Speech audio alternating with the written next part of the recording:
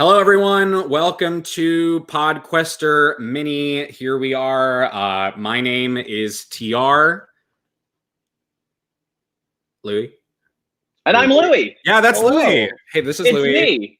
I'm TR. And we are here to talk about all things Sequester Mini, specifically the special influencer event last night. Louie, this was very exciting. It's not often that we have many Sequester minis that are played by celebrities, so to say. No, it had a very different feel to it, I would say, than a normal mini. You know, we really had to kind of get into it. Some big characters that were kind of getting their feet. But I mean, they played hard. Like some of these big name influencers, as the game went on, they actually brought it. And we saw alliances for sure, like alliances that we don't typically see, alliances that people wanted, and alliances that we learned to want as it went on that we definitely didn't expect. It was a great game overall, and I would say probably one of the best final twos that Sequester has seen in the range of these minis. I mean, the final two was top notch, and I think the jury performances were really, really good. Yeah, I think it's definitely something where whether you were pulling for Aman or you were pulling for Brendan in the final two, it seemed most people in the chat and most people watching on like Twitter and everywhere else were pretty torn. They both were giving really great answers. And I know myself, I honestly kept going back and forth and back and forth. I really was not sure who to vote for. And with each jury question, I kept going, okay, no, that was the better one. I'm going to go that way. Oh, no, wait, no, that was the better one. I'm pulling that way. So it certainly was interesting. But what were some of the highlights you felt from the game, Louie? You know, I was really interested to see like how these people who are not necessarily in the, the community that we're in. I mean, obviously we both and the people here and the people who are usually playing Sequester are very big strategic reality TV fans. And we've got a lot of people into the game which are not that. And we're doing it for the first time. And some of them, to be honest, they didn't rise to the occasion, but some of them definitely did. And I think it was what I was most interested in seeing is how they, raised their game and if they could hack it. And I was very impressed, and we'll go into it. I was very impressed with a handful of them and how they handled it in the game that they played. I could not agree more.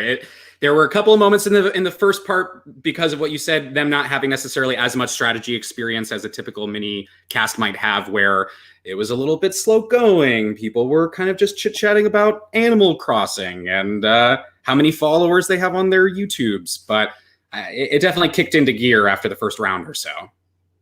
Yeah, I think it's we'll get into that. I think it's a very fine line. If you look at any reality show and you look at just a celebrity season, for example, people always start slow because they have a following, they have a fan base. They don't want to come out and immediately, become a villain. They don't want to, have people reject them and all of a sudden be looked at negatively. So I definitely think it takes some time. So people were walking on eggshells to start, which is to be expected.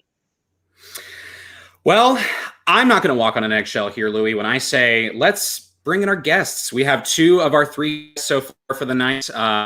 To start out, I'm going to go ahead and bring in runner-up final two player. You've seen him on the OA. You've seen him on your computer screens just last night. We have Brendan joining us. Hey, Brendan, Hello. How's it going? Hey, thanks for having me on, guys. Glad to have you. Of course. Thanks for being here. Thanks for being here. In addition to Brendan, that's not all. You probably thought that was just it. Oh, they only have final two. No, that's not just it, even though that would be already great on its own.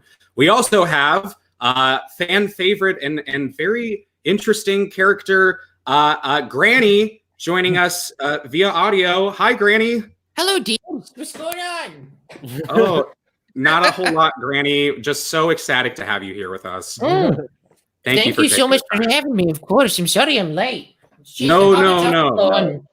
You always got to make time for your Granny. Now, absolutely. Last but not least, we have fan favorite.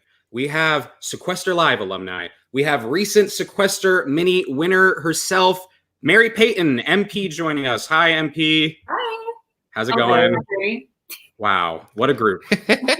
Look at this group / listen to Granny. What a great group. Thanks for joining us.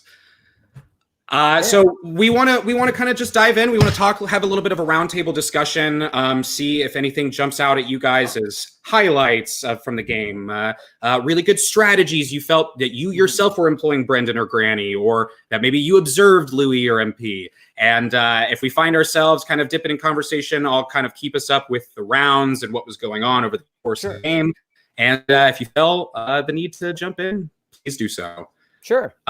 Yeah, absolutely. So to start out, though, I wanted to know, Brendan, Granny, what is your guys' experience in terms of like strategy gaming? Like, what is your background? How much or little have you watched?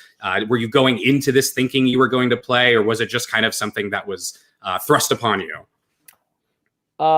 Do you want to go first, Granny, or I can go first? It's up to you. Oh, well, I was just going to say, you bring up a very valid point, dear. The most important thing is to know the game you're playing. And I had about 3 days heads up to know that I was going to be on the Hollywood Squares or The Bachelor, whatever. And I, to be honest, the rules, I was very confused, but I was having such a good time. It didn't really faze me too much, but my goodness, the nerves. I mean, Brendan can attest. We were in the same room together at the start, staring at each other for an hour. 1 hour with no words. No words can describe the feeling of no words for an hour and staring at someone you've never met before. It was so bizarre, but because I only found out about 3 days before, I suppose I didn't have the experience that a lot of others had, where they were nervous for a whole week or however long they knew. So I really just thrown in, and I thought I'll just go in with some goodwill, and I won't even warm my butter knife on the hearth. I'll be nice to everyone. And boy, was that a mistake! That's not what the game is about, apparently. Yeah, actually, that's a very similar amount of time that I had. I wound up getting involved on Thursday, I think was when it was. It's just with Audrey followed me on Twitter, and I'm a fan of Big Brother and a fan of like Survivor and those kinds of games. So I just saw Audrey followed me and just followed her back and just thought, oh, cool, she's from Big Brother, I remember her. And then she sent me this thing about, oh, do you want to play in Sequester? And I'd never watched it before, but I listened to Rob as a podcast for years and years and years. So I kind of knew what it was. And I actually knew that they'd just done the Sequester mini with Rob as a podcast, but I didn't know enough to watch live. And I kind of found out about a couple days after it happened, and then kind of found out everything that happened anyway and stuff like that. So yeah, I was excited to play, jumped at the chance. And then, yeah, only had about 2 days to really like figure out what I was going to do. It was enjoyable to do something different, like, isn't it? It's kind of weird. You go, oh God, I've never done anything like this before. But then that's the same with everything in life. Is the first time you do something, it's terrifying until it's not. How familiar were you both with the cast and the other people? Obviously, Brendan, you were familiar with like Taryn and Aman, but were you guys familiar with the other people there at all? Had you heard of anyone? I actually wasn't super familiar with anybody else. Taryn and Aman. I mean, I knew who Hannah was because I'm familiar with that she was Ovi's girlfriend, but I wasn't super familiar with her, but I knew that that's who she was. And I'm trying to think now off the top of my head, but that was pretty much most of it. I think those were the only people that I really had any sense of who they were, maybe just because I'm not as involved in some of the online community and stuff like that. But so that was cool. I was excited to meet some new people. Yeah, I only knew a handful. I had seen Brendan in the hit television show, The Oe, and I had also, I knew of Casey Tron and Justin and Ms. Weefy O'Hara. But the rest were quite new. Oh, I also knew Dallas McDermott. Dallas McDermott I knew from the TikTok because he's been doing those wee Animal Crossing videos that are so hilarious. You got to check them out. Oh, go ahead. Oh, no, you go ahead. Sorry, there's a delay. I've got my Hobbit internet. What that? No, I was going to say the only other person I knew was Corey from Amazing Race. That was the only other person that I knew, actually. Oh, yeah. He was in our room at the beginning, yes. And I forgot his name for a while. And in my head, he was Tank Top Guy. And I knew that our room, I felt we were pretty safe with because we made that bond right at the beginning. We're not going to vote for each other because we've got the unspoken pact of not speaking for an hour. But yeah, I don't know if anyone actually held on to that. I definitely I would have held on to it. It was just kind of it was such a weird round that Granny wound up going out where there was only 2 options. And I pretty much just heard Granny a lot, and so it's one of those things where I wasn't really able to use couldn't fight too hard on it, you know. You didn't stick up for your Granny nearly enough, Brendan. I didn't. It was too early in the game, but I never was, you know, I wasn't gunning for Granny really hard or anything. The audience was brutal with that one. I mean, they could have voted for any room that had multiple people in it, and they largely voted the one with only 2 people in it. Granny. No, because I talked to everybody, and almost everyone felt like it was this weird coin flip because they were both so likable in the game, and it was just a weird. Neither of them were being talked about. That's what was such a weird thing about that round, is that neither of them had even been talked about as someone who was going to go home, and then all of a sudden it had to be one of them. I was surprised.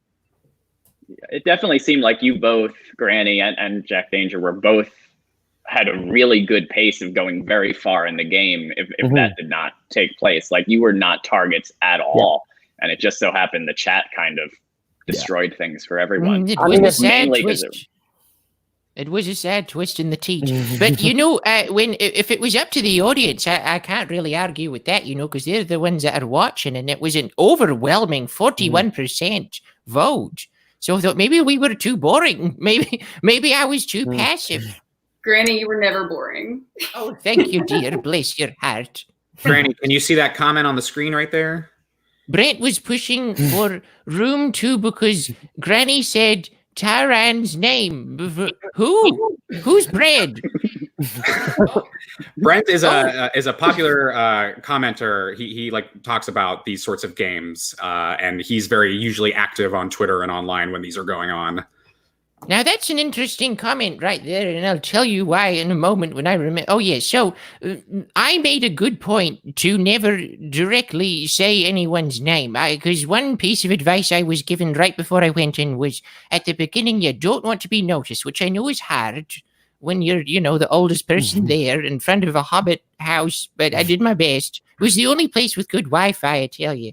And so I made a point not to name anyone at the beginning. So if anyone did name anyone, I would go, oh, really? Oh, okay. That was my only strategy. That was the only thing I could do. There was one time, I think, though, that someone said it was Taran or Sam or someone, and I misheard them. And I said, Taran, ?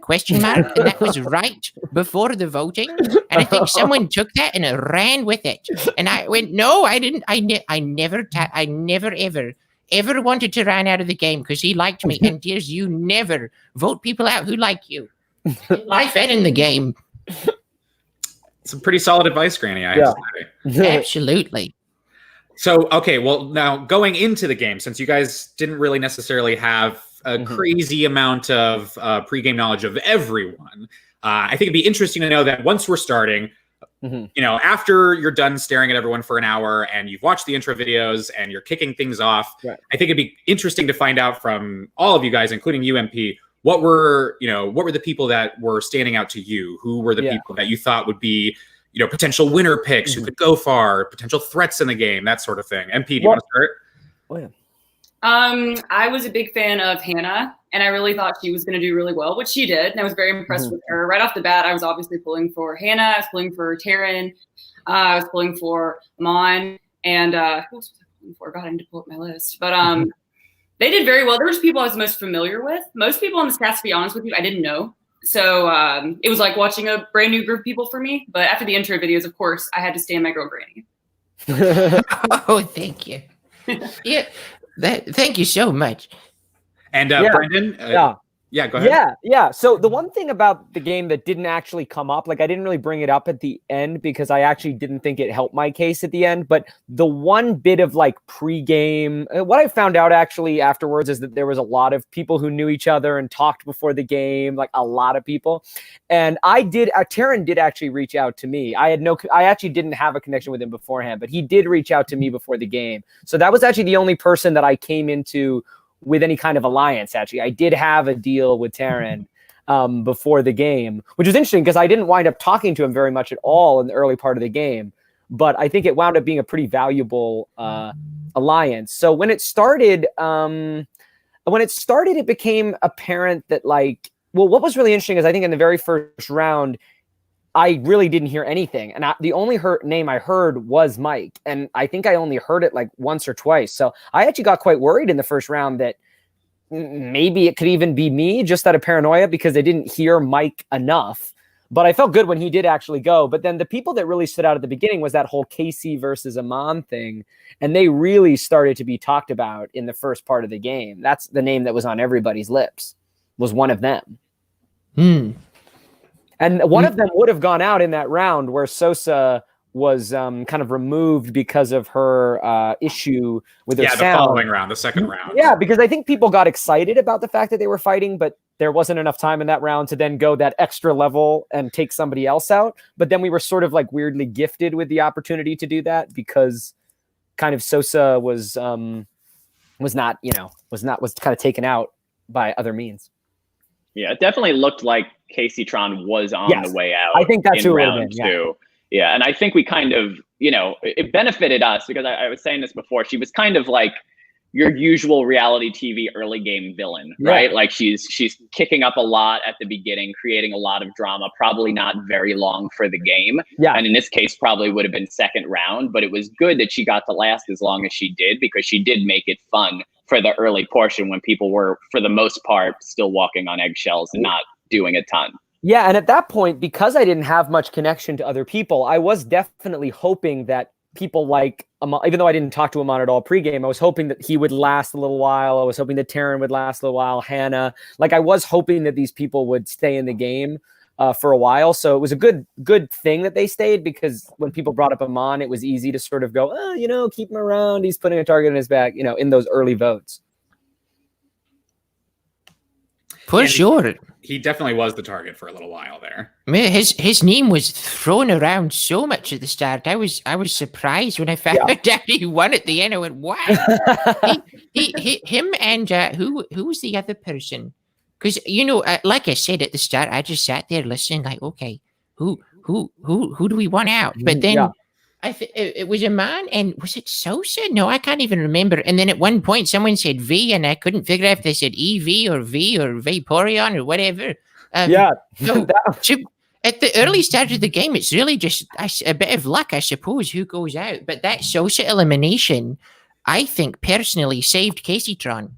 I think she might have gone in that round. Yeah. And then because of the way some of those rounds go, such as the wheel and the vote, I don't think Casey or Aman was really up for a little while. So they were both able to kind of move through. Yeah, but it does tend to happen. Sorry. So I was just gonna say, it does tend to happen in Sequester. It's like once there's a name out there, that name will be focused on early on because there's nothing else really to go on. They will focus on that name for as long as they can until the person is out. So to be able to avoid that and maybe getting a few twists in your favor is rare, but it is good.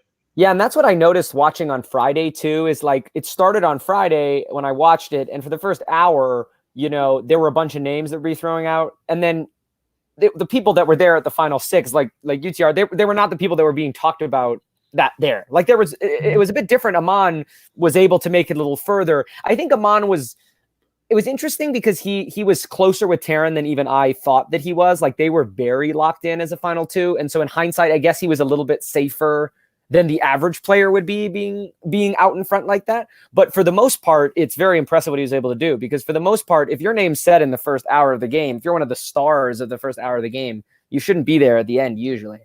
And I think that benefited him a lot too, because your name's at the beginning. People think, okay, well, that's an easy target for later on. And it also lit a fire under him to play really hard, to fight for himself early on. Whereas opposed to me, I was kind of coasting along, not really know what was going on. And then all of a sudden, you're in the bottom two having to fight for your life and lip sync for whatever.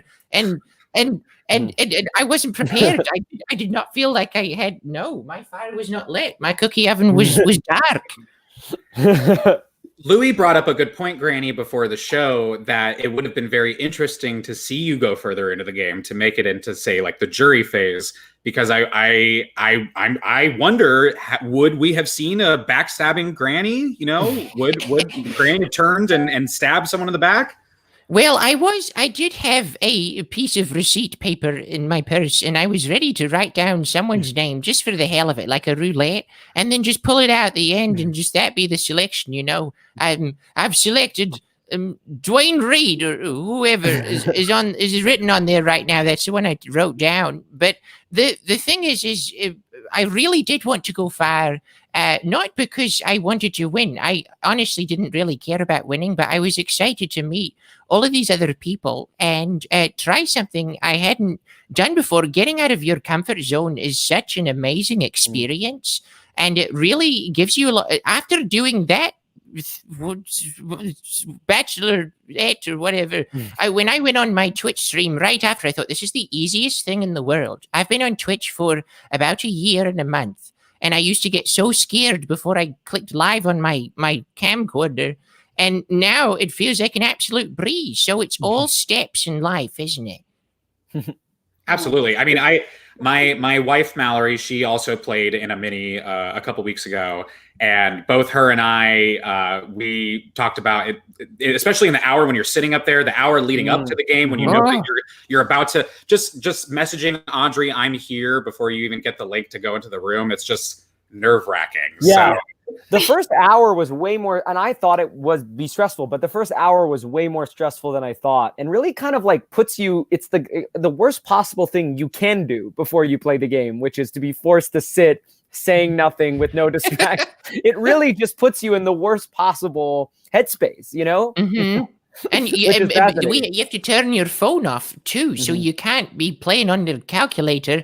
And the funny thing is I was watching to see what everyone was doing, because there's not. If you've ever been on the New York subway, the first thing you don't do is stare at someone. God, if you don't have a phone, pretend to read the advertisement on the other side of the L train. Even if it's in Japanese, just start acting. And so everyone in the room was doing something. Brandon must have adjusted his laptop about 400 times. Like, is this the right angle? It was overheating, actually, was the problem. So I was trying to give it a little. Yeah, it was the minute it started, the fan started going, and I was like, oh, man. Oh, you don't want to burn your thighs. No. I was trying to make sure I didn't. So, yeah. But no, but that's what's funny is that the other thing that's tough about that period of the game is you wind up hyper focusing on what you're doing. And you're like, oh my God, am I giving off a vibe that I'm too nervous? Am I giving out of a vibe that I'm don't care? Or does my garden look unkempt? Like, should I have done more to the begonias? I just don't know. But it was sweet, and I could see. I don't know about you, but I was watching Ricky with all the Pokemon behind him, and that was quite a calming scene to look at. Yeah. But he looked like he was going to vomit. He looked really ill. I thought, oh no, I've got to go over there with a glass of water and some give him something to eat. But no, I found that first hour to be a good thing and a bad thing, because by the time you finally get in, you're excited to play. You're excited to start talking. That's true. Yeah, you just think so much time, a full hour, you just think about what is the first thing I'm going to say? Like, how do I even lead into this? And it's just so much overthought into something. And I mean, it makes the game a lot more exciting and interesting, and really gets you on your toes before it even starts, just looking into strangers' eyes for a full hour. Well, and then what's funny, so you have that hour where it feels like it's forever and time is dragging, and then when the game starts, it feels so fast, and the rounds end so much quicker than you expect them to. Yeah, the game moves even faster than I maybe thought. Well, actually, and maybe it's not that it moved faster than I thought it did, but you felt like you had less time.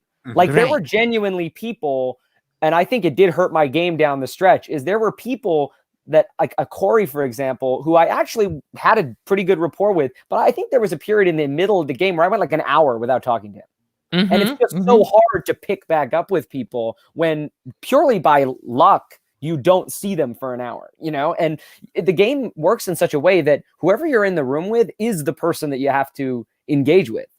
Like, you can't really neglect, like, and so that's what's really tricky about the game, is that sometimes you get, especially if you're able to last for all, you wind up getting into the end game, and there's people that you might want to work with, but you're like, I don't have trust with them. I don't know where they're coming from, and I know where this other person's coming from, but I also heard they're saying my name. So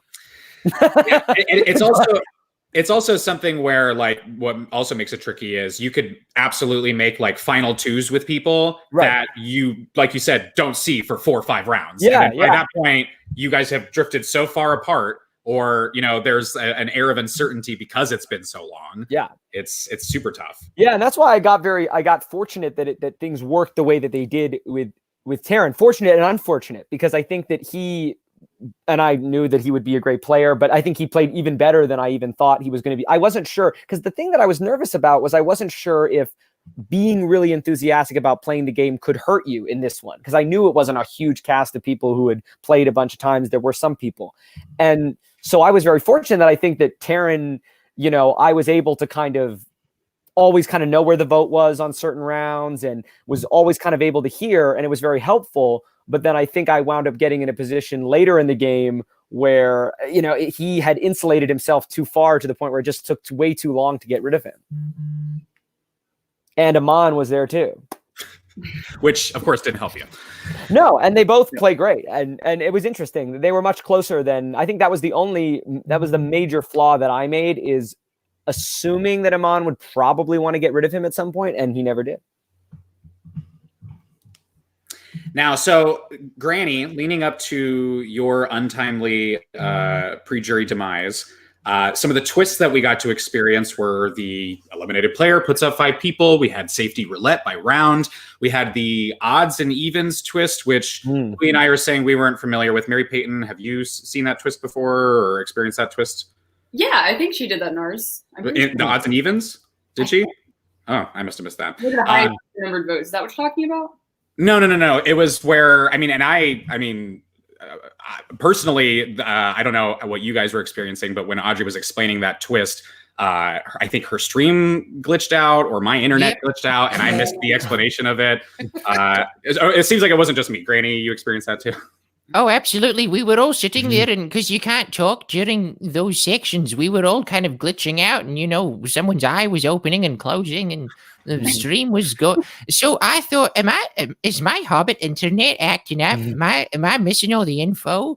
But when she finally said, "Okay, make your decisions," we went, "Wait, we don't know what's the plus signs? What's it?" But I eventually understood. But what I think a lot of people, and I think Brandon, you might have experienced this too.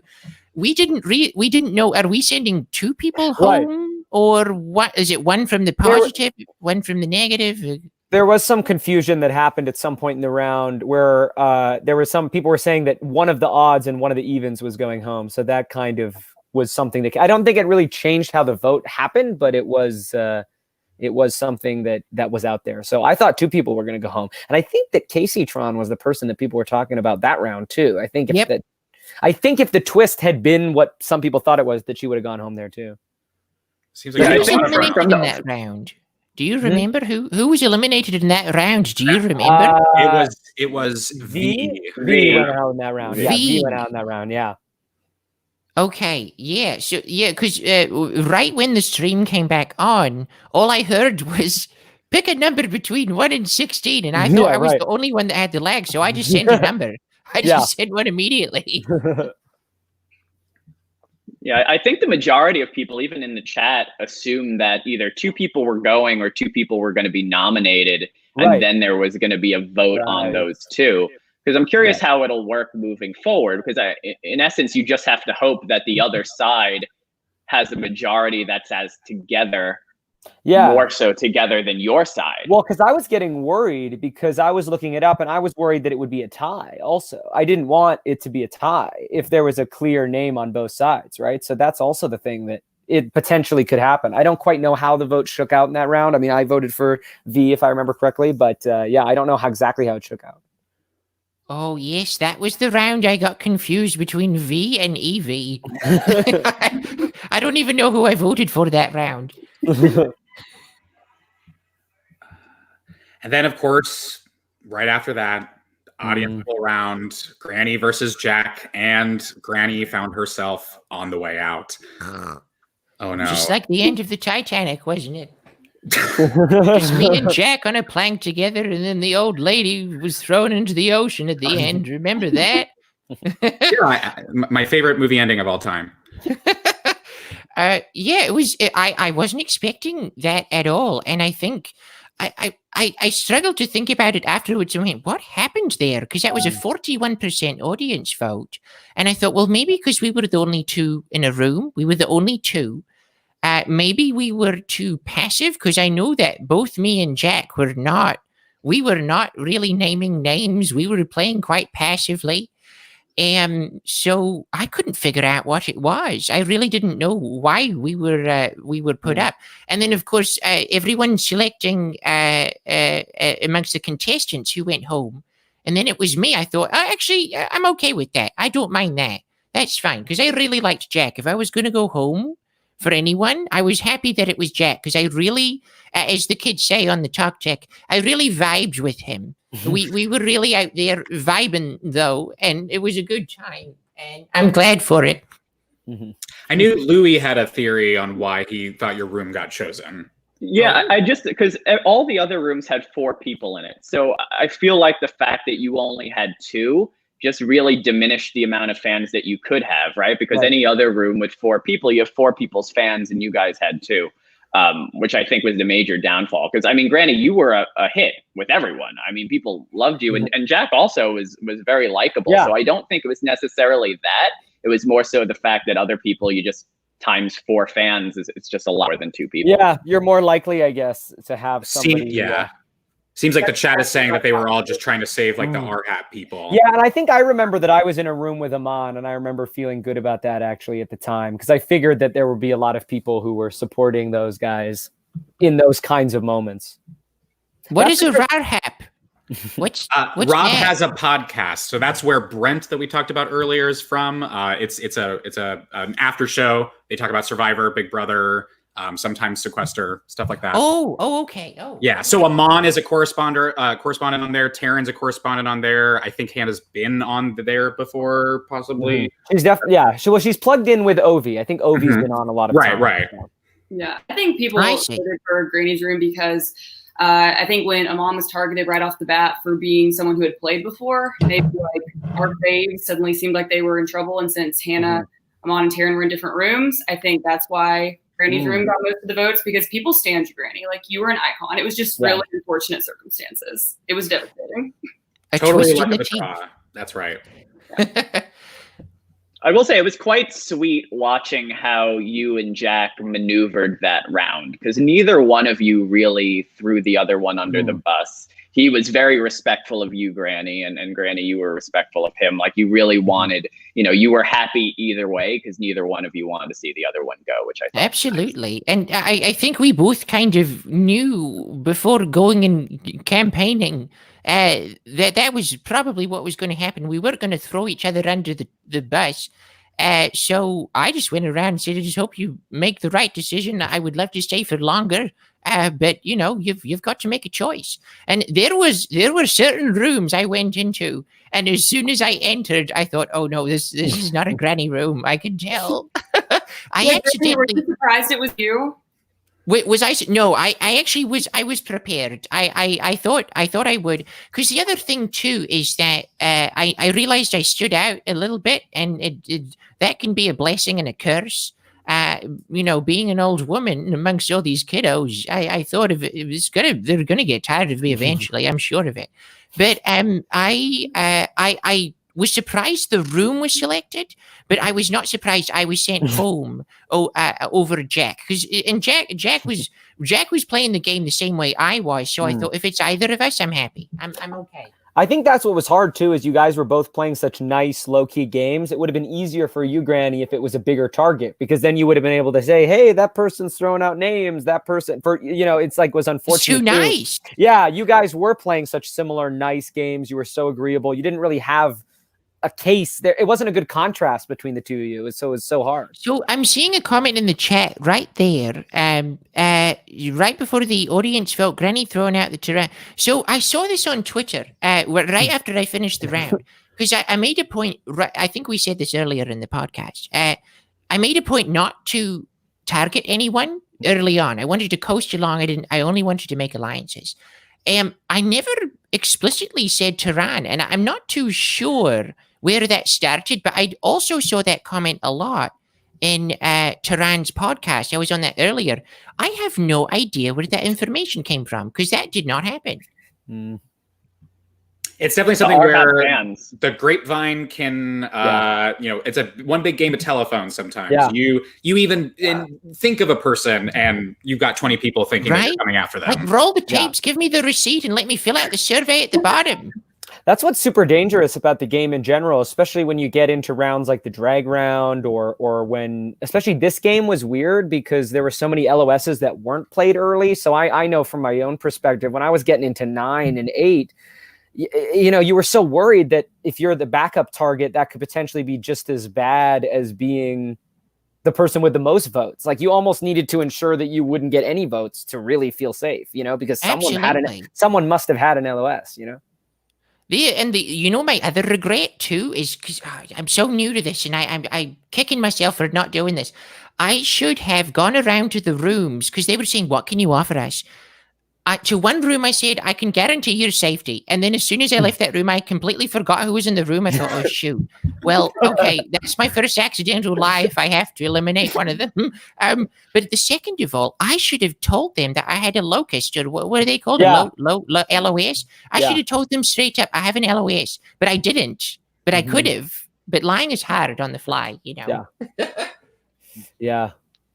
The thing I was worried about is I noticed that a couple times in the round on Friday, especially in the one drag round, that there was like the theme of let's flush an LOS, like drag you to get rid of an LOS or vote you. So I was a little worried. Also, it's a double-edged sword when it comes to that as well. Because oh, true, that is a good point. You know what I mean? Had Granny, you mentioned saying. lying to an LOS to someone, they might have thought, oh well, I'll flush that later. Then you would have been dragged, not having an LOS. I think you played pretty well in that situation, Granny, and I think it was just one of those things where it would have been hard for, especially that early in the game, it'd be hard for almost anyone to survive straight up against another person, depending on who it was.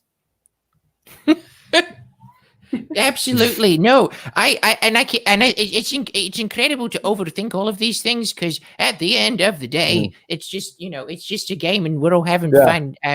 But there's just so many things you can do. There's so many strategies that I heard the others talking about in that podcast. I went, wow, I was wholly unprepared when they were talking about no pre-gaming allowed. No pre-gaming allowed. I thought they meant no drinking. I genuinely did. I thought, well, I'm not drinking at 9 a.m. in the morning. That's no problem. At least wait till 11. So Granny, you said that your strategy going into the game was to be as nice to everyone as possible and under the radar. Yeah, I didn't really, as you said before, I didn't really have any high hopes of winning. I thought I'll just go in and have fun and see how it goes. But I really didn't want to be naming names. However, in hindsight, as I look at it, the people who played the hardest and had the most sportsmanship and really, really played a character, they were the ones who ended up coming out on top. In the end of the day, the characters won. It's very true. It's a shame that a true character like yourself, Granny, couldn't have made it further than to have been amongst that. So there's the strategy of being nice to people and trying to fly under the radar. I played my first mini trying to be that strategy as well. Brendan, what was your strategy, do you think, going into the game? Like, largely, I know that you said in your final 2 that you tried not to necessarily be the person to always be throwing out names and you tried to strategically float your way to the game. Can you just talk a little bit more about that? Yeah, I mean, well, I felt especially, and I had my own sort of ideas, and then when I actually watched it all the 5 hours on Friday, I thought, especially once I had this talk with Taryn, and I realized that there was somebody that I had done a level of strategy. And I found out today in talking that there was a heck of a lot more pre-gaming than I thought. And that actually in some ways I maybe should have done more, but it was hard because I genuinely didn't know anyone, and I was not sure how to navigate that. So, but I felt good about the thing with Taryn, and I felt like that was maybe a good safety net that if I got in trouble early, he would either be able to help me out or I would be able to get the goods from him or whatever. And so I felt comfortable playing the way I wanted to, which was to play mainly socially for the beginning of the game. And, it would have been fun to be making big moves and pushing the strategy and all that. But the beginning of the game is so random. There's so many twists. And I just saw the people that played really well on Friday. And I thought, if my name's up at the beginning, it's going to be so hard for me to outrun that. Your number will always come up sometimes in a drag round, or even as you see 4 is almost, sometimes the final 4 is almost impossible to get through if you've played a great game. And as you saw, largely why Aman was able to, and was that Taryn was there too. You know what I mean? Like if only one of them had been there at the end, I don't think either one of them would have made it either, So my goal was, to play very socially at the beginning and then try to heat up around the time of the merge. And my thought was that Aman and Hannah would want to get rid of Terran. And my game was a little bit thrown off when I now realized Aman was sort of an immovable object. And if I had wanted to make that move, I really needed to connect with Hannah. And unfortunately, I didn't wind up getting those opportunities. And a really tricky thing that happened in the game as I look back at it is Jeremy started kind of gunning for me around 11, 10, and 9. And Jeremy even said today that he would thinking of dragging me if he had been taken out at 11. And so when you know someone might drag you, and then when they stay in the game and you worry they could have an LOS or whatever, you're not really in a position where you can play super aggressively because, it kind of handcuffs you a little bit because you think, well, this is actually a round where I have to trust in people who I have. I need people like Terran and Aman, and I just have to hope that they keep me safe, So it was a bit tricky. It was a little too late when I didn't quite heat up as quickly as I wanted to. Or I think we'll get into it as it goes on, but I think you made last night one of the best cases I've heard in any of these shows for an under the radar player to win. Like, it's something that usually as an audience and a fan base, people say, no, we don't want to see that. We want to see big moves. We want to see, all the fireworks. And you made a very, very convincing case as to why in a game like this, playing under the radar is the smarter move. And I was really impressed by it. And after I heard it, I thought you were going to take it because it made so much sense. Yeah. And I think what's really interesting about how I wound up playing the end game, which is interesting, but I think what was helpful for me anyway, is that I am such a fan of these games. And I also kind of understood that perception. And so I also kind of did get to like 8 and 7 and kind of go, I didn't quite play the master game that I had in my mind. But instead of sort of pretending that I did, I actually adapted to my own self, if that makes sense. They always say you have to be adaptable in this game and adapt to your surroundings. And as I got down the home stretch, I sort of realized I had to adapt to the position I was in the game. And I realized that, my position at a certain point was get to the end and see who I'm up against. And then, really play the hardest I've ever played in the final 2 and make an argument. And I mean, as soon as I made the final 2, I grabbed a piece of paper and I wrote down like 9 different points and really started to go like, what can I say? How can I defend the game that I've played? Because I still feel like I made good moves. It's not that I think I played a terrible game, but I also felt like I knew what the weaknesses were. And almost by being self-aware of the weaknesses, it was easier to create the argument for why it was actually great, Instead of getting to the final 2 and going, Aman was my pawn, Terran was in my back pocket, I think that would have been a disaster, right? If I would have come into that final 2 and tried to argue that I was actually more of a mastermind or more out in front than Aman, I think that was where it would have been a disaster. It's a very good point. Okay, so to go back a little bit, so around after Granny left, we went through the food chain twist, the chain of safety twist. We went through this round, an hour later twist. In the safety round twist, Brendan, we saw you kind of getting a little frantic there. Yeah. It seemed like it was getting down to the wire a bit for you. Yeah, well, that was the round I was so scared of because I remember watching on Friday, and it is so much about luck, and it is so much about if your first room doesn't wind up getting it on the wheel or doesn't wind up being connected pretty quickly, you can just be totally put in an immovable position. And you can kind of see what happened. The room that I was in was the final 4 people in the chain. Like for whatever reason, our room wound up being the last one on the tag kind of you're it type of scenario. And I think I was very lucky. And I just tried to play that. That was one round where I did try to play super aggressive socially. And I think having familiarity with the game gave me an advantage. I mean, the other people had it, I guess, Justin and Evie also had experience with the game. So maybe I didn't have that much of an advantage, but I definitely tried to move through as many rooms as possible and tried to make as many deals as possible with people. And it wasn't it was a little, that was kind of a time I was a little bit of a, snake or liar. Cause I just was, Justin even said to me, today jokingly, he was like, you promised me safety like 2 rooms earlier. And I was just like, I kind of made as many deals as possible and felt very fortunate to get through that round because I was the last one into that room with the 3 of them. And so I was very lucky that Ricky sort of felt connected to me through having talked a little bit earlier, or maybe through being through the first room. I don't know. Was your reasoning for picking Evie really because she spoke first, or did you think that that was better for your game? It was twofold. So she genuinely was the person that spoke first. But looking at the two of them, when Taryn and I had talked pregame, he had talked about Justin being a big threat. And he had said that he'd watched Justin stream and that Justin was someone who was really talking about the game. And I didn't really actually know that Evie had played Sequester and won Sequester before. I actually didn't know that. That wasn't something that had found its way. So at the time, I thought it was better to get rid of Justin at the time. Have we ever confirmed that she actually played and won? That's what she said today.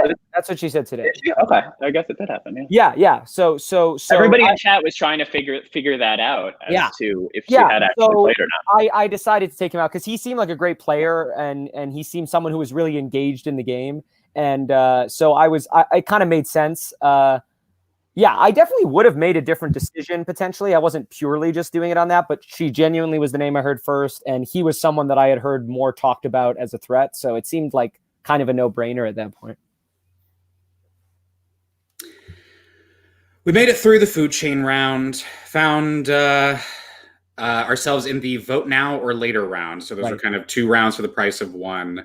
MP, I don't think, did we have this in your mini recently? I don't believe that we had this game. The twist where you either have to vote this round or you have to vote the next round. Oh yeah, we had that.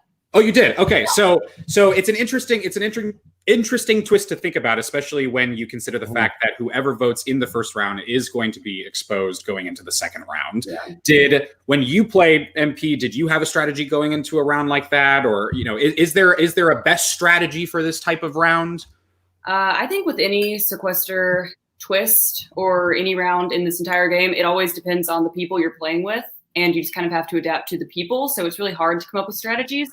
My strategy for my entire mini was just to play every round like it was my only round I had. So I didn't necessarily have a strategy going into it. I was pretty much, during mine, I just tried to be the person who threw the name. A lot of people seem to be going with that beforehand. So I felt pretty safe going into it. I don't even remember what I did, to be honest, but I voted if I needed to, and I didn't if I didn't. So that's where I was at. I just tried to be the person who put out the name first because that's a lot of what my mini was about. They took one name and ran with it.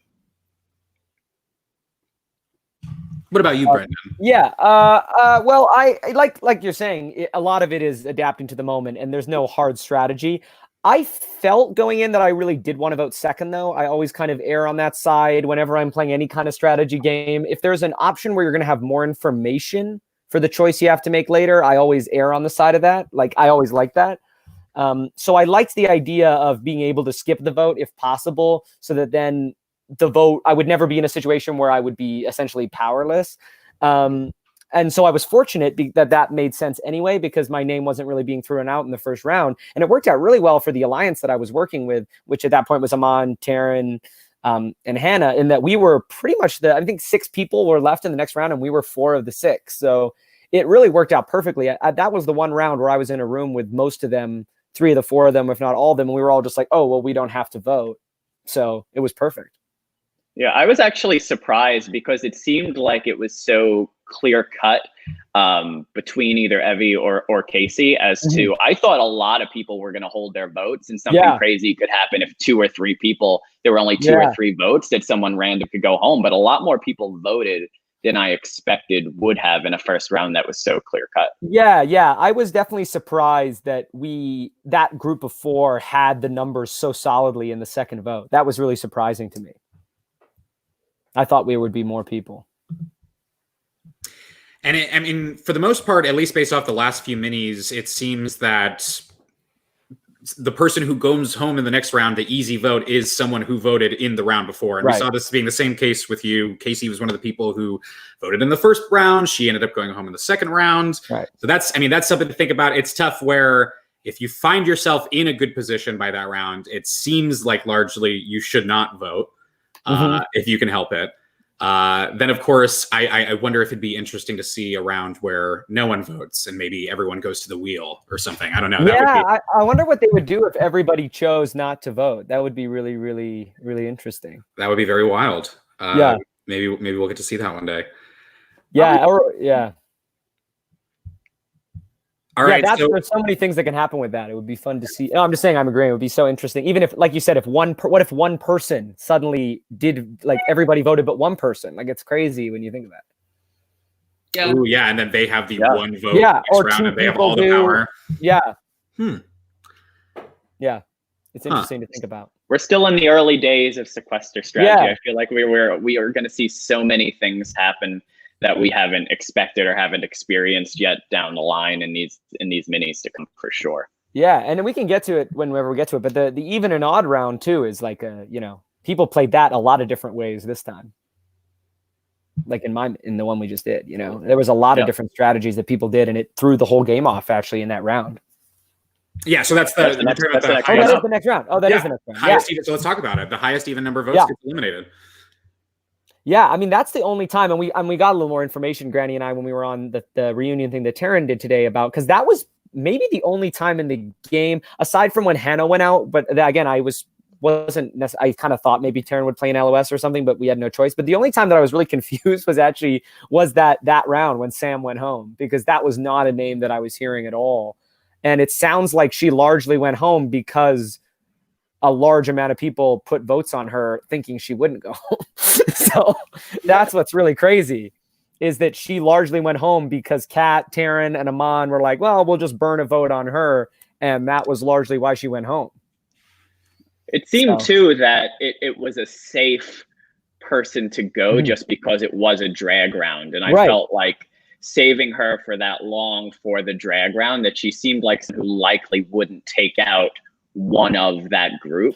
So it was a safer person to go. Yeah. No, I actually had said early in the round, maybe she's someone just because she wouldn't be so vindictive. And I was very worried that Jeremy would potentially drag me, because I kind of got stuck in a tough situation where I wound up, I was always going to work with the Taryn people pretty much, unless something really drastically changed. But I think I kind of got stuck in a situation I didn't want to be in, where Jeremy was looking to take me out. And he even said today that he probably would have dragged me actually if he would have gone home. So I voted for Aman that round to try to make my vote disappear. Well, okay, so it's funny you said that. That round ended with Sam being eliminated, Kat being dragged. Yeah. Because you voted for Aman, and then we moved into the round where you couldn't vote for anyone you voted for. Right. Which is definitely an interesting round. It makes for, I know that when I played on Friday, this was one of the rounds where I really felt nervous. Right. I felt like I had stayed off the radar, and then I get to the point where, now you're the only one on the radar. It's you and these 3 or 4 people. So it's well, what's interesting about Friday is that you had the thing where Braden had been getting so many votes, and that's what was really interesting, is he had been protecting himself with LOSs and stuff. And I think what was really fortunate for everyone at 9 was that Jeremy was a big target, was the person to go, and for whatever reason had never really been piled on yet. So that was what was really lucky for everybody in that round, is that you didn't want, it wasn't like he had been voted for in the last round and the odds and evens twist had saved him, or he had played an LOS or whatever. So yeah, if he had gone on a similar trajectory to someone like Braden in the game on Friday, that could have been a really nervous round. All right. And then so after that brought us into the vote tethers. Oh yeah. And I think that's a relatively new twist. I know they did that in our game on Friday. Yeah. But I don't remember seeing that in any of the recent minis. Let's see here. From bounties to tethers, or did she do bounties too this weekend? I can't remember. I don't think she did bounties at all. I thought that was a switch over kind of thing. Yeah. The only time they used to do the tether when they were bringing someone back, they would always do the tether. But this seems to be the new one. I don't think they're bringing people back anymore. So I think this is the new way of doing the tether round now. I thought this round was interesting because this is the first round that I thought you, Brendan, were in trouble. Yeah. Because it seemed like you were the early target there, and Dallas was considering not voting with you and just throwing the vote and having you taken out, and you managed to have that conversation and get him in a room. And actually come together. And even when you left, he was still debating what to do. Like, you left and he started talking to the cameras, I don't know what to do. And he eventually came to your side and said it was better. I didn't really trust him at all in that round. And talking big picture, this is another round where, this was another round where this could have been a really interesting round to try to make a move on a Taryn or an Aman. But because the people that I would have used were gunning for me, I really had no choice but to figure out a different way and kind of revert back to what I had. So yeah, and it was tough with with Dallas because I didn't really trust him when he did that whole spiel to me, like, we need to vote together, we need to vote for Jack.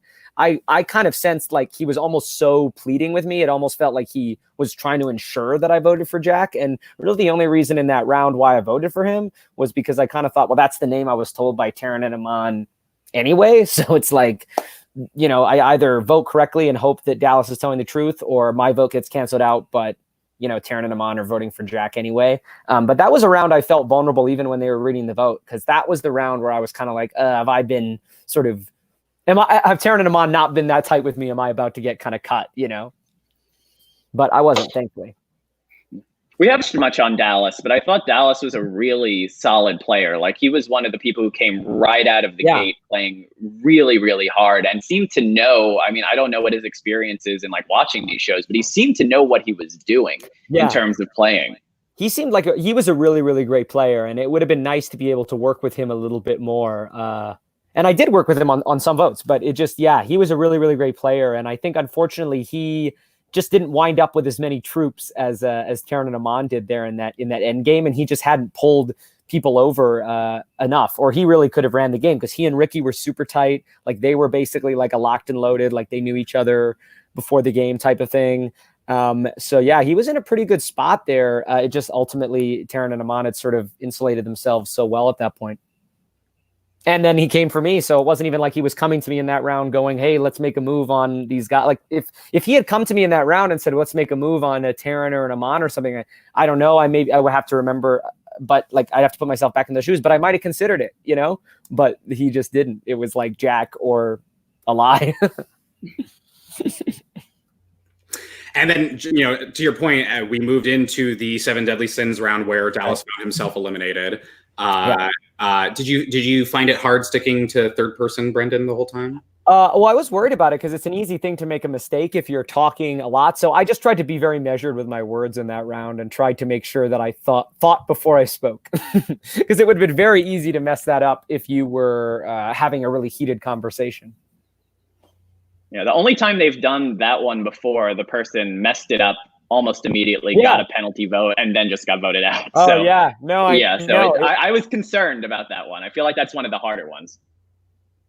Yeah, no. I was a little worried about it. So I was glad that I didn't have to, but I felt good about the fact that if I just, in some ways it can be good. I think if I'd had to scramble in the round, it might've been a problem. But the nice thing was that I didn't have to. So I was able to think before I spoke, and it was good.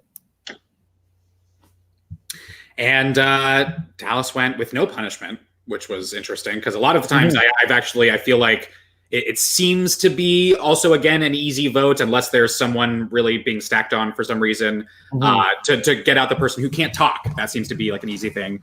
And that's another area where Aman then could have gone had that been the case. So yeah, it's interesting. I mean, I guess like I said, all the rounds kind of blend together, but that kind of would have been the round, I think, in hindsight, where if I had just had a little bit more of a connection with Hannah and with Corey, if I had had a little more time to get in rooms with them and talk, maybe we could have brought something together. But at that point, I didn't really trust Dallas, because I didn't know that he'd throw my name out at 8, but he'd been kind of sketchy in that round, and I just wasn't sure if I could trust him. It became more and more clear as it went on that Hannah's true allegiance was to Corey and was not to Taryn and Aman at all, which kind of came to a head in the next round when you guys finally just make the move. And if we all could have got on the same page earlier, it would have been better. It didn't wind up working out that way. And like I said, it's so hard because 9, I couldn't do it because I needed to get Jeremy out. 8, I couldn't do it because people were coming for me. And then so 7 really was the only round that I could have done it. And I think if I remember correctly, I wound up in a room with Taryn and Aman more that round than any other round. So it just happens that way. And I probably needed to go and find them. Looking back, maybe needed to really be aggressive that round and really swing for the fences. But at the same time, it's hard because LOSs still hadn't been played. So, it was getting to a point where it was like, something's got to give. There's definitely going to be a round where a bunch are played and We got there. I was getting afraid that it was going to be like a advantaged out kind of thing where like I could wind up going home just because like 4 people played LOSs or something like that, or you wound up where only 2 people could go out or something. Right. Did you have any LOSs in the game? No, I never did. I mean, maybe it's just not being experienced with how frequently you have to check or kind of having, I only had one setup. So I just found myself, I would get sucked into the game and trying to keep up with the pace of the game. And then I think, oh, I should look for an LOS, but it's like, yeah, so that's maybe just getting experience with the game, but I never even saw a green dot, honestly. So that was just a part of the game that I unfortunately wasn't able to play as well. Because going into the game, I really wanted to get one because it protects you in rounds like this chain of safety, the drag round, and you can also use it to make a move, play it on somebody to really throw things out of whack. But I just was never able to get one, unfortunately. It's tough. They just introduced this new style of getting LOSs in Friday's game. And it definitely can be easy to miss. There were several rounds where I'm sure Braden had already, gotten like 10 of them, and I had completely forgotten to check once. So and it's so hard because you don't want to be caught looking for it. And even today, when we were in the thing with Granny, I were in the thing of the reunion, there was talk about how Ricky was being talked about because they saw him making a lot of notes, and I heard that, and how like somebody else was making a lot of notes. And so it was a tricky game because if you took your focus away from the people you were with and it looked like you were looking for an LOS, writing up notes, it really did get back to people and like put a target on you. I, for one, was actually, there were chunks where I spent so much time looking for an LOS that I was worried that the people in the chat were going to think I was cheating. Because that's definitely also a thing. People in the chat, I love to, if you're not looking at your screen and you're looking at anything else for too long, they love to go cheater. So I was worried about that. And there is a case to be made if you really think you're on the bottom to actually do that almost like Survivor go for broke thing where like maybe it is a smart thing at the beginning of a round to just like gloat on that screen and wait for it. But I never felt that in danger, But it might have been a good move for someone like Casey Tron in the early part of the game or something like that, or Dallas at the 7. I don't know if they were still out there that late, but you never know. This round also had a pretty fun moment that you were privy to for just a moment, Brendan, where you, Aman, and Taryn were in a room. You were talking about who to vote for, whether to do Ricky or someone else. And then Ricky came in and heard his name. You immediately bounced, and it was really fun to watch Aman not be able to say anything, and Taryn try to pull his foot out of his mouth while Ricky was like, I just heard my name for sure. And then both you and Taryn actually separately split up and started talking about each other separately in your separate. So that was a fun moment to watch. Was Taryn talking about me in that round as well? So after you separated to kind of like curry favor with Ricky, he was like, "Yeah, I was saying Ricky because I wanted to work with Ricky. Let's work together. Let's go for whoever you want to do. Brendan, you want to do someone like that? We can do it. It's fine." Oh, I see. Yeah, I remember. I heard that because some of my family was watching too. But yeah, that was the round where I was in the room with him, and that's where I was really like, "Oh, come on! Like I have to at least try to get him out this round." And again, I finally got that conversation with Corey and Hannah that just needed to happen a little bit earlier. Yeah, and you even told Hannah that she was likely going to get a vote from Ricky. Right. And it was kind of just, she put it behind it doesn't matter. This is when we have to do it. This is when we have to send home Taryn. And that ended up ending her game because that one vote was the only vote that mattered. Yeah, what I guess would have worked, because I'm still a little bit fuzzy, but Ricky had an LOS that he played, Taryn had an LOS he played, and I think Corey did, right? Is that the 3 people? I'm not sure. There was 3 played, and so I think if that's the case, then I think that what needed to happen is a 2-2-2 split on Aman and Taryn. So we needed to get Ricky back in. But it's so hard in that game, right? Because you don't want to burst into the room and go, Ricky, we need you. You guys stay. I mean, it's so hard to play that aggressively in the game. Yeah, especially that deep into it. Yeah, and then, I mean, in hindsight, having only played it, I mean, it's hard, I think, when you're playing your first time because, and I think Aman also talked about how he played more aggressively this time because he'd played once before and had seen that you needed to play a little bit more aggressively. So I feel like if I ever played Sequester again, maybe not I still don't think it's good at the beginning. I still don't ever think it's a great idea at the beginning to do that. But definitely closer to the beginning of the jury and stuff like that. I think I would play harder for sure. Yeah. It's kind of like you have to play. Because it wasn't just like people that watch. Like it was also like these YouTubers and Twitch streamers and stuff, and you didn't really know exactly what they were going to perceive as threatening in the beginning. So I feel like the first round, like, and plus everyone was making such small talk the first round. Like I feel like it's hard to be that aggressive person from the beginning because you can rub people wrong by doing that. So like I said, it depends on the people. So I would have had a hard time in that one because I wouldn't have known how to like start things off.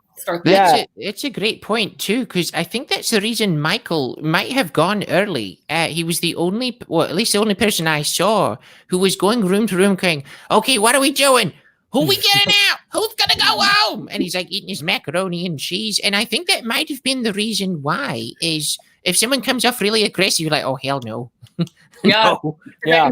People, especially people that want to like fly under the radar at first. Like if someone throws out your name first, like, what are you going to do? So... Yeah, it sounded like there was a name today. I can't remember what room it was, but one of the rooms picked him to start, and that was it. How it went. Yeah, because our room, the room that Granny and I started with, we made a pact within the room, but I don't really remember us really throwing out a name, actually.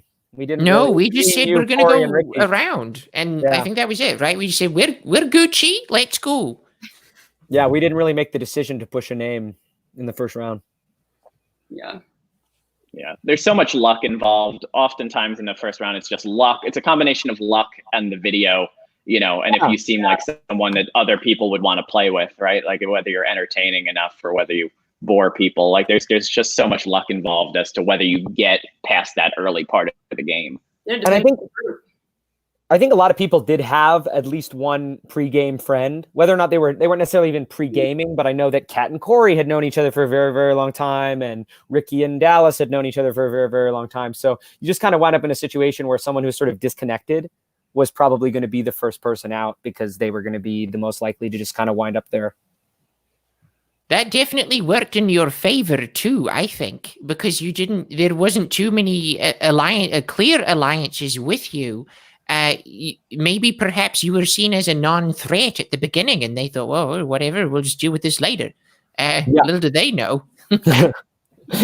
Yeah, no, I mean, I think it was helpful. It's such a double-edged sword. There was moments where it was so helpful to sort of be out on my own. And then there was other moments where like not having that locked in person. And looking back, it could have been Hannah. And I just didn't have a good enough read to realize that she was overwhelmingly the person I should be going to over Aman. I wasn't quite sure yet which one was going to make the move first. But also, I can't think of a moment where I didn't make the connection. You know, it's just sometimes it's the luck of what rooms you wind up in. Yeah. The way people are in real life isn't always the way they play the game. So I feel like you would never know till now that you've already done it. So yeah, exactly. Yeah. We went into the rumor has it round after the 7 deadly sins round. Does anyone remember any of the rumors? I think I missed every single one. Well, one of them was like Taryn was running the game, which we found out today he had actually put in on his own, which is kind of a great move, actually, because he knew he was safe. So, which is great. That is a strategy. What is the strategy with the rumors have it twist? Like, do you try to make something up about an enemy you're going after? Do you try to make yourself look less of a threat? Like, I don't know. I didn't have that in my game. I sent in a thing about like, I think mine didn't even get read. I think I said something like Taryn and Corey have a secret pact or they're going to the end together or something like that. Because I thought at that point it'd be good to get Taryn a little bit in people's mouths a little bit maybe, but I don't know. I was definitely didn't know how to use that. And even today, Aman was saying like, oh, those are never real anyway. So I wasn't even going to pay attention. So I think that's a hard round to navigate if you're with a bunch of people who know the game, because that's not really the form that you would put out a real rumor, I think, right? Yeah. So I don't know, but there's interesting ways you can use it, like anything, right? We'll see. I'm sure someone will find an interesting way to use it. Yeah, well, I feel like y'all's group, like, since it was more people who maybe weren't necessarily familiar with watching a lot of minis, might have thought they were more real than people who watch minis every weekend who just like don't even listen when like Audrey's reading them. So right, yeah, I think more useful than like past minis for sure. I think it could have worked if it was a different group of people. I mean, I think with Taryn and Aman and then myself having watched them, you almost did have a room of people who were pretty familiar with it. Agreed. So I hadn't seen it play out, but especially Taryn and Aman were essentially as good as people who were fans, right? Yeah, that makes sense. That round is where we lost Hannah. and moved us into the final 5 majority rules round. So in this round, it ended up you were in a dicey situation because I mean it was you or Ricky. It was going to be one of the two of you. You had Aman, Taryn, and Corey all safe. Yeah, that's a tough situation to be in. That's a tough spot. Yeah, it was a rough spot because at that point in the game, I did feel like if I could somehow wind up at the end with Ricky, I would have a great chance to win the game. Like going into the final 5, I was like, Hannah did go home, but I also felt like Hannah would have beaten me at the end too. So when she went home in that way, I was disappointed because we made the move with Taryn, but I was also like, you know what? Like, and also I don't know if he knew 100% that I voted for him in that round. I don't know if he knew at that point 100% that I did or not, which is great. So I still felt like, maybe I'm still in an okay spot. I would have preferred him to go. But yeah, when I got into 5 and it was me or Ricky, that's when I thought, the whole dream of now getting to the end with someone that I clearly could have had more of a resume, it kind of went out the window. Because I felt Corey had played well as well. And so that was a tricky round. And that's where I decided to kind of lean into being the GOAT. I thought, well, let me now basically in this round, the whole strategy is shifted and I'm with the other person who I thought Ricky played a great game, but he hadn't been out in front in the same way that the other, well, definitely not Aman and Taryn. And then also Corey, I thought had been a little more out in front. So that was definitely a round where I thought, well, now I really just have to lay into the fact that I'm the biggest GOAT. And it was totally strategy using, hey, now I'm the biggest floater. So, but it was a double-edged sword, right? Because you also don't want to. I then realized that 4, I was then going to have to pivot back and try to not get kicked out there. And so I needed to make sure that that's when they were asking, who are you going to drag? I kind of realized I could just say, oh, well, I'm never going to be voted out. So it's fine. Because it was important to also not set myself up for the next round too. Find a way to make myself look like the easy person to keep while also basically revealing none of my strategy for the final 4.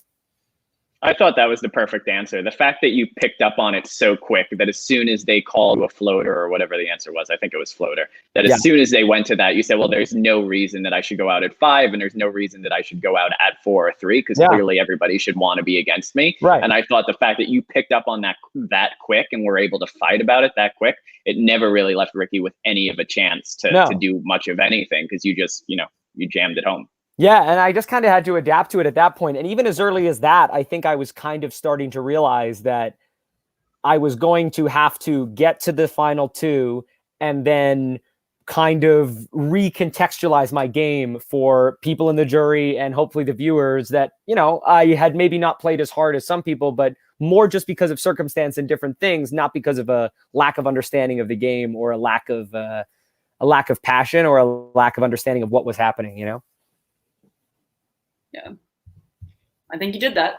Yeah. I mean, that was really the only move at that point. If Ricky is safe, if it's Ricky versus somebody else, if it's Ricky and Taryn in that round, or Ricky and Aman, I play that round totally differently. You know what I mean?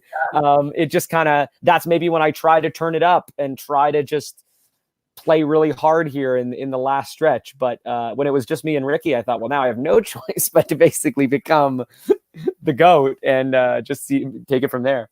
Yeah. But the final 4 is so hard because you just don't know what's going to happen. No, you don't. It's grueling. Yeah. This final 4 was particularly interesting. I'm still not 100% sure exactly what took place in terms of what the strategy between Taryn and Aman was. So someone in the chat is saying this. That was in the in the previous round. In the previous round. Yeah, actually that was the previous round. So actually weirdly enough, and they said that it wasn't necessarily that they even thought I was the biggest floater of the game. I think some people did, obviously, because I think Ricky and someone else voted that. Maybe not Ricky didn't, but Corey voted that way too. But they said that it was alphabetical. That's why Aman was the person who told the most lies, and that's why Brendan was the biggest floater. Wow. Yeah. I don't know if I like that. That was sort of the strategy that Taryn and Aman had come up with to sort of ensure that they would not be eliminated in the majority rules round. Yeah. It's kind of like rigging the system, I feel like. If you're doing that, it's one thing to pregame, it's another thing to figure out how you're going to fix challenges before you go on. I'm not a huge fan of that, to be quite honest. Yeah, well, I mean, it ultimately turned out to be a good strategy for them, and they had something for the Final Four, but I don't know what that is. I still don't know quite what their strategy was for the Final Four, because Taryn said, "Oh, Aman, you messed up the plan or whatever," but I'm still not totally sure what it was. Yeah, because it seemed to be some people thought that they had a plan. Aman went against the plan to get Taryn out to try to win. And then other people thought that Aman just messed up the plan and didn't realize what Taryn was trying to do. Yeah, I don't know. I mean, I don't know, because I would have thought Aman would have owned that more in the final two if that was his master strategy, because that felt like a game-winning move if he had actually done that. So that's the only reason why I haven't heard 100%, but that's the only reason why I would say it sounded like Aman maybe actually did mess up the plan, because it sounded like Aman wanted to go to the end with Taryn.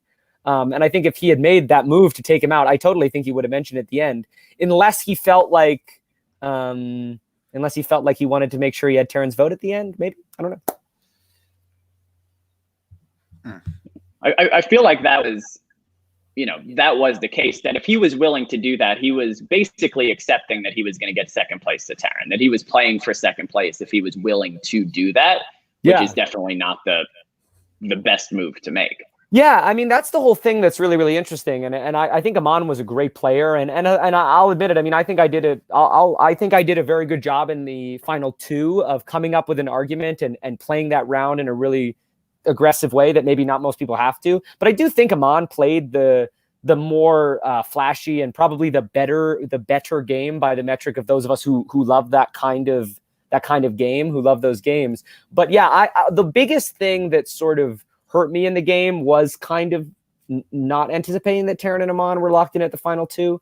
I kind of, as someone who was familiar with the podcast, thought that I felt like I would look like a fool if I came into the game, revealed that I was familiar with the podcast, and then sat at the end with Taryn Armstrong, the strategy king, that I would look very, very foolish, and that I would log back onto Twitter and see a lot of people roasting me. So I was very determined to not have that happen.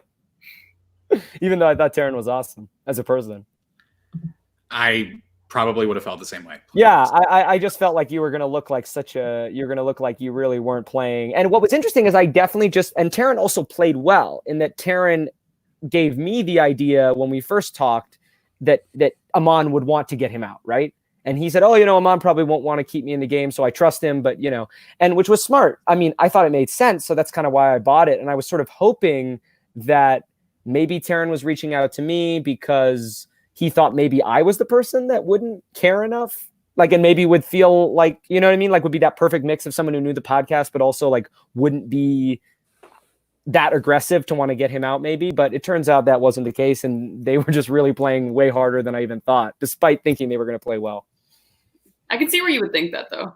Yeah, I really thought that. And I again, if I had had a better read and really been able to figure out, oh my God, Aman and Taryn are locked in at the final two, I could have played it much differently in a couple of those rounds and at least gotten to Hannah alone and been like, okay, this is the thing, and get to Corey as well. But like I said, the point in the game where it would have been great to align with Corey, I don't think I talked to him for an hour. I just was never in a room with him, and that's the game. Yeah. Adaptability. Sometimes it just doesn't work out. Yeah. Well, at final two, we had our jury questionings. We talked a little bit about this. As we said at the beginning of the game, it was very tough. You and Aman both had really excellent answers. You both had different styles of gameplay, and a lot of people, whether they were Team Aman or Team Brendan going into the final two, a lot of people found themselves on the fence. And even if their fave didn't win, they would happily accept the win because both people who made it that far really deserve to be there. Yeah, which is great. I mean, it's so funny when you get into this stuff, because obviously I am disappointed to lose. It would have been amazing to lose. And when you lose by one vote, it's like, oh my gosh. But at the same time, you go into the game and you initially just want to last a while. I sat through and watched the whole thing on Friday, and I thought, oh man, I really hope that I get to at least really be a part of this thing. You know what I mean? And it was when I found myself at the end, I was really sort of like, wow, I can't believe that I actually got almost the full experience. And I'm really glad. I'm really glad that I was able to make a good enough case in the final two that it was close, because at 5 I leaned into it and hoped that I would get a chance to recontextualize it, but I was also worried that I was maybe headed for looking kind of like a goat or losing 6-1 or something like that in the finals, which definitely was not playing just to get to the end, you know? So I was really, even though I was disappointed to lose, 4-3 felt like a great comeback from where I kind of was at the point of 5. It felt like I was heading for, and even as early as 8, I started to wonder if I was like, because my name stopped coming up almost at a certain point. I thought, has my name stopped coming up because everybody wants to sit at the end with me? And I was a little worried.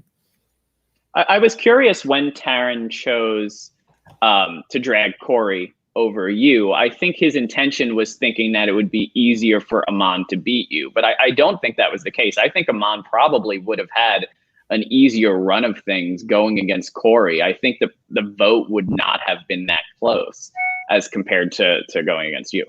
Yeah, I think the thing that was lucky for me is that I was still hungry to win, and so I was in a position where I got to the final 2, and instead of sort of like laying down, I did play that round as aggressively as like Aman wound up playing a flashier game and a more sort of out there game, but I was just as invested and excited about the game as Aman, and so I was able to bring that kind of energy to the final 2. It wasn't sometimes when you watch these shows, when it's someone who played an under the radar game and somebody who played a really flashy game, sometimes that's also matched in how they approach the final 2, right? Where the flashy person is loud and owns their moves, and the other person is fumbling and doesn't know. So I think I was lucky in that I secretly was still invested enough in the game at that point that I was able to put up a good fight, you know, as opposed to not having anything or not taking the time in the break to write down some points and really start thinking about it.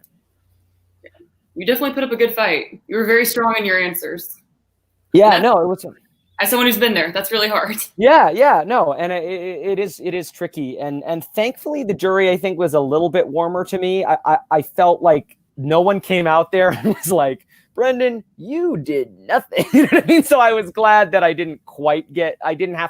wasn't too on the defensive, which was good. I was actually given the space if I wanted to sort of, and strategically, I definitely tried to go last at the end, you know, like when there was a little bit of like push and pull about like who was going to say their thing first. I really wanted Aman to go first because I felt like it was super important to like be able to sort of like recontextualize what he said and on the fly kind of like, you know, and like I said, I had a lot of points of things that I wanted to hit, but even the thing I said at the end about like his game having more luck because he played harder was really just stuff I was sort of finding in the moment, which is interesting. And it's fun for me as someone who's a fan and who maybe going into the game might have even been on the side of like not wanting an under the radar person to go far. It was interesting to kind of be put in that situation. And I almost think I was like, had a different thought about it afterwards too, of like, oh, that there's an interesting case to be made if you can sort of get to the end and argue it. Yeah, it was very fun to watch. Yeah. Do you think that there's anything that you could have said differently or answered differently to give you a better chance to sway that fourth person to move over to your side? Yeah, I haven't actually been able to know who voted which way. So I know Taryn voted for Aman, which there was no way I could get his vote. I think Jack voted for Aman, which it would have been, which I guess, it sounds like Aman and Jack worked a little more in the game, so I'm not sure what I could have done for that one. So until I know who the other 2 votes were, I probably can't say. You know, I can't say because I'm not really sure who you needed to have swayed looking back. Yeah, I still don't know who all the people who were voted for me and who all the people, so I don't really know. That's fair. Yeah, but it would be interesting to know. Like once I know, I'll definitely think about it. It was also a dicey thing too, because I wanted to be aggressive and forthright, but I also, like I said, I never wanted to slip into like hopefully any arrogance or delusion, you know, because I felt like that would look really bad too. And I hopefully didn't have, oh, is that what it says? Dallas, Jack. Oh, see, I heard that Jack voted for, oh, now someone's correcting Marcus, so I might be wrong. Yeah, I heard there was something that Jack tweeted. I know actually that might be correct of who voted for Aman. Taryn, Jack, Hannah, and Jeremy. Yeah, that's a tricky 4, right? Because Jeremy and Aman, I know, had talked more before the game. And I also got in a dicey thing with Jeremy where I wound up. So that was a tough one. So I guess never really get involved with Jeremy, but it's hard to say that when I was talking to him at 13 when I had no idea what the game was going. Hannah, I guess, like I said, if I had made more of a connection with Hannah and maybe she had seen that I was trying to get them out earlier, and I think that's really the only case. If maybe there had been a situation where I had been working with Hannah earlier in the game and she kind of saw that I had been more with her and wanted to get out Aman and Terran for longer, maybe, and I think that's maybe the only path. But then playing that aggressively that early might have got me voted out because you never know. So many what ifs. If you had changed even your gameplay just a smidge, it could have royally screwed you on one of the earlier twists. So yeah, that's what's so interesting about the game when you lose by 1 vote too, is not only do you second guess every little decision, you also, there's a certain level of like, well, I almost won too. So like, it's easy to go back at 8 and 7 and go, well, why didn't you make a move on Terran earlier? Or why didn't you sort of do that earlier? Anything, but I still was able, and again, maybe it had a lot to do with, maybe I got lucky that Aman messed up the plan or not. I don't know. Maybe Aman just made a great move. We still don't really know, but I, it's hard sometimes when you lose by 1 vote to also say that, because if I'd started Final 8 going, if I'd started Final 8 and gone to Jack and Dallas and been like, let's get rid of, Terran, they might have gone to Terran. I might have been out that round, so. And then I wouldn't have been 1 vote away from winning, So it's hard. It's hard when you're playing under the radar because if you spike too much, you're in trouble. That's what's tough when you play under the radar too, right? Is when you play under the radar. And I think probably even this is something that Hannah and Corey ran into as well, right? When they got into the final 6, when we all made the move, is that Hannah and Corey couldn't push at 9 or 8 either, because when you've played under the radar and then all of a sudden 1 round, you just wake up and start throwing out the biggest threat in the game and play hard.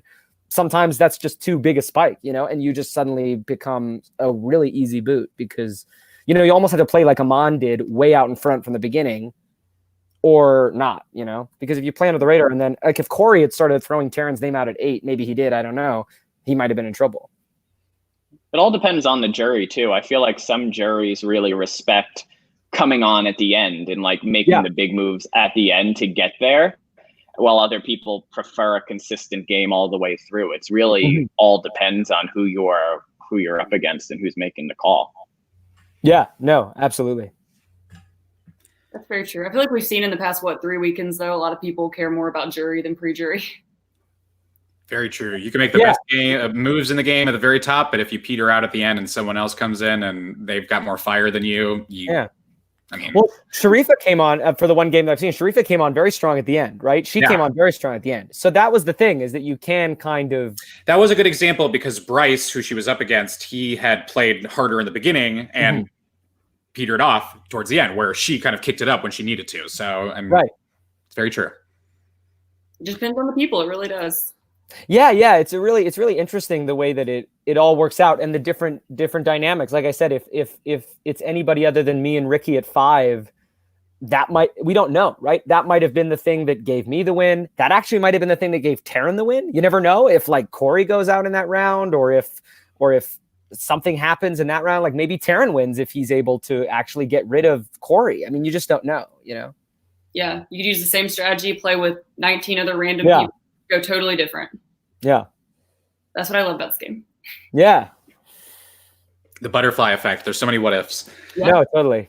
Well, as we're kind of reaching the end of this recap, as we're winding down, if anyone in the chat has any questions they would like to ask Granny, MP, Brendan, anyone, if you have any final thoughts, any final things that you felt that we should have touched on that we maybe missed before we start to wrap things up. Granny, I want to make sure that you're okay. You haven't fallen and broken a hip or anything, right? Oh, no, I'm still here. I've got a tall glass of water next to me that isn't named Jack.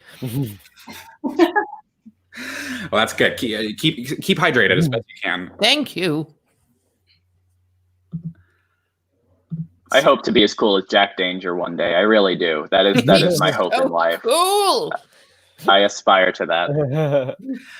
We have a question on the screen right now. Brendan, were you scared to be early boot since you were the only celebrity after Nicole was out because of tech issues? Yeah. I mean, I was very, very worried about that, especially when she went out, because I thought, oh man, now there's a spotlight. And the only thing that kept me at all feeling okay was just that that I knew that I had made somewhat of I talked to Taryn a little bit, and that he, I was hoping that if that happened, but then I went from room to room and I didn't hear my name. But then Aphrodite actually said, "Oh, we got to get out those actors," which I now learned was really just him playing the game in a sort of crazy way and wanting to cause drama, which was really awesome and funny. But at the time, it did worry me, and I was like, "Ooh, did he just come up with that, or did he hear that from somebody, or has he said that in another room?" And so that was one of the rounds I was nervous about. And I had heard, like I said, I'd heard Mike a couple of times, but only a couple of times. I hadn't heard it. So I was a little worried that round. We have another question. Brendan, who would you have dragged if you were out at Final Four? If those three had voted me out, I don't know. I probably would have dragged, I actually wouldn't have dragged Taryn probably at that point. I would have respected that he had kind of outmaneuvered at that point. It would have maybe been Corey. Maybe I would have just said, I don't know. I literally didn't put a ton of thought into it because as much as it was also game to say that, I didn't really expect to be in that position. And for me, it was more about Final Four strategy was more about getting Taryn and Aman kind of at one another and sort of like, because at that point I was then, and it's almost impossible to navigate. And when you find out that Taryn and Aman were locked and loaded, it is almost impossible. But I was hoping to try to get to the end with Corey at that point. That was when I was like, is there a way that Taryn and Aman will sort of drag each other, which I didn't think was going to happen, but that was the only thing I could do. But I felt, it wouldn't have been Taryn. It probably would have been Corey, but I had a lot of respect for Corey and I really liked Corey as well. And I liked Aman too. So I don't know. Tough question. That would have been a tough question. And I genuinely didn't put much thought into it because I didn't expect to be in the position. And yeah. And was playing so aggressively that I almost didn't have time to think. Would either you or Gurney play again? Well, Brandon, you want to play it? Well, I think I might have to digest it a bit more because after being on these podcasts and seeing things on Twitter, there's a lot more scope and strategy going on that almost stresses me out to be aware of. And if you asked me this question yesterday, I said, "Oh, absolutely. I felt like I was just having a fun time when I got eliminated." But I think knowing all of this extra stuff now, I think maybe this is just something I'd like to watch next time and then maybe do it again far into the future. But at this current time, probably not. I think Brendan can attest to this. It's an extremely stressful experience. It is stressful having all of these people who don't know you suddenly know you very well and try to get rid of you, and all these people watching you do it. It's earth-shakingly stressful. Yeah. Yeah, for me, it's kind of a two-part answer in that one, like definitely at some point I would like to play again. I think it would be really, really fun. It's interesting though when you come at it from the perspective of kind of what happened to me, which is almost winning and getting to the end and losing my one vote. I definitely would want to come back in a season where I would feel good. Well, I actually would feel good about my chances to win. I think I would like. At some point I'd like to play again regardless. But I think just because of the way that it shook out, I probably would be somewhat picky about when I played again. I'd probably wait and see a situation where either it was people that I was really excited to play with, people I thought I could do well with, because so much of why I wanted to play was just to get the kind of full experience. And I kind of got most of the experience. So I definitely want to play again, but it would be in a particular sort of thing. Because I feel like there's only so much. Like I don't have this desire to. Oh, I really wish I had done this or done that, or made the merge, or made the jury, or not gone out by some dumb twist, or not been a total goat at the end, or like I would think I was fortunate that I got a fairly full experience. So I want to play again, but not necessarily under any circumstances. I think I would want to make sure it was offering a unique sort of thing that I didn't have before. But at some point, it'd be great. MP, what's your secret to getting a unanimous vote from the jury? Again, I think it depends on the people, and I'm very thankful for my people. I think like I said, I played every round like it was my last. I think I was really upfront and honest with people.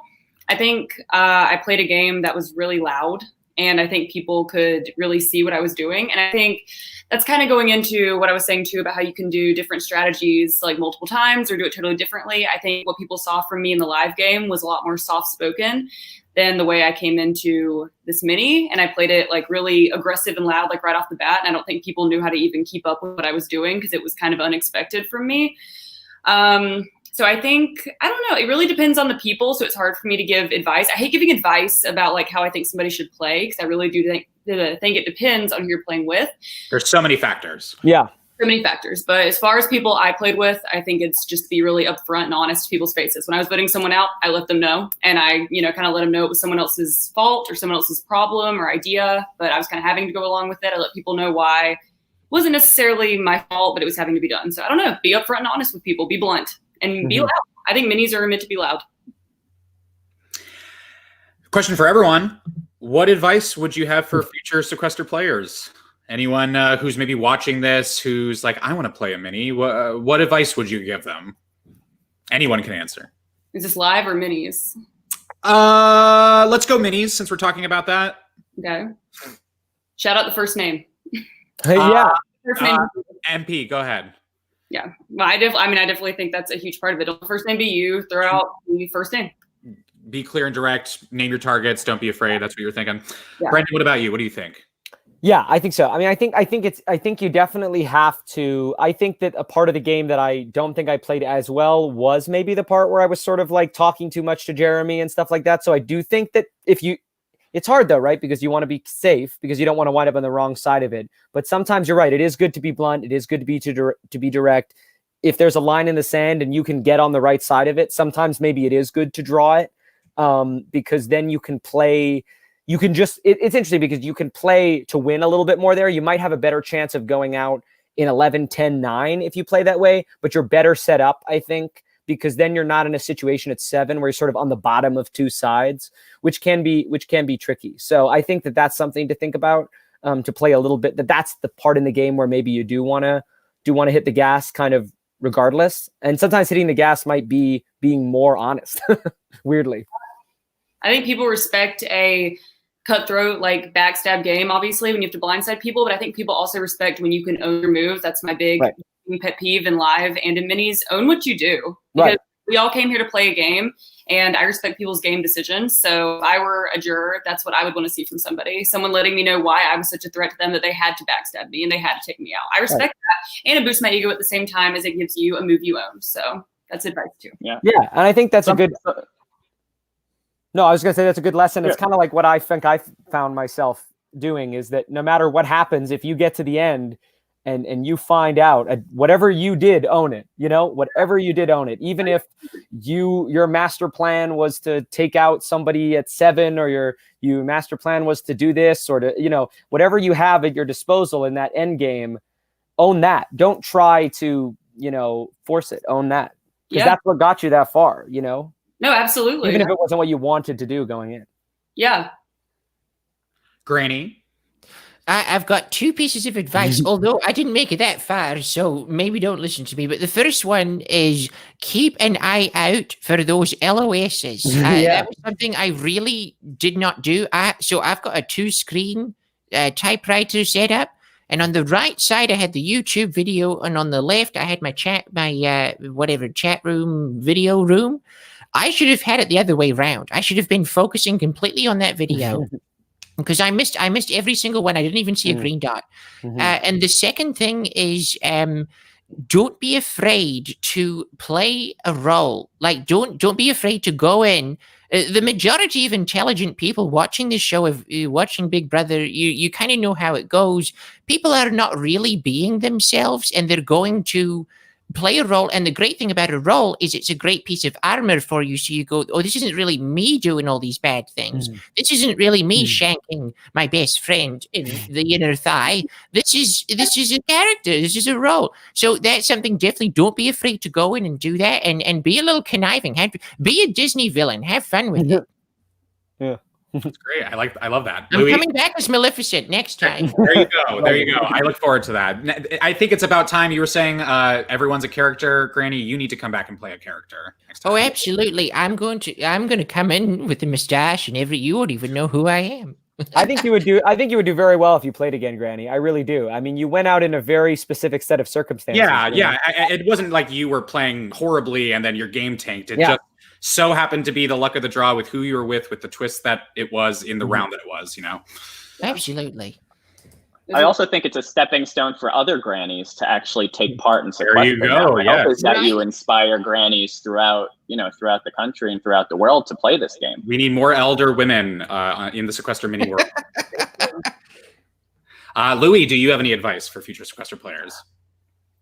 I was going to say, I think, you obviously want to make big moves. You want to have fun. You want to be entertaining, but don't let the audience decide your moves for you, right? Still play the best game. Don't decide, hey, I'm going to do this because this is what the audience would want. I think you still have to play your own game. You still have to play strategically, and you still have to do what's best for you.